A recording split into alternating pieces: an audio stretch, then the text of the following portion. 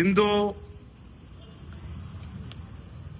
ಮಾಜಿ ಮುಖ್ಯಮಂತ್ರಿಗಳು ಕೇಂದ್ರ ಸಚಿವರು ಆಗಿರುವಂತಹ ಎಚ್ ಡಿ ಕುಮಾರಸ್ವಾಮಿ ಅವರನ್ನ ಭೇಟಿ ಮಾಡಿ ರಾಜ್ಯದ ಪ್ರಚಲಿತ ರಾಜಕಾರಣದ ಬಗ್ಗೆ ಸವಿಸ್ತಾರವಾಗಿ ಚರ್ಚೆನ ನಾನು ಮಾಡಿದ್ದೇನೆ.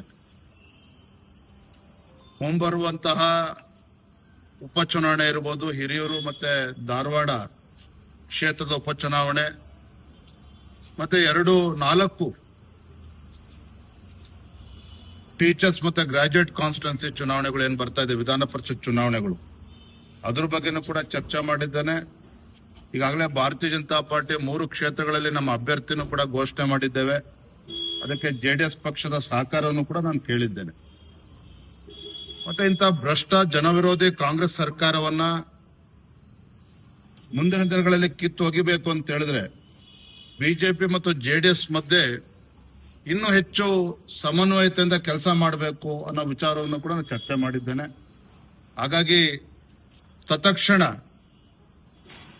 ಬಿಜೆಪಿ ಮತ್ತು ಜೆಡಿಎಸ್ ನ ಒಂದು ಕೋಆರ್ಡಿನೇಷನ್ ಕಮಿಟಿ ಅದನ್ನ ಘೋಷಣೆ ಮಾಡಬೇಕು.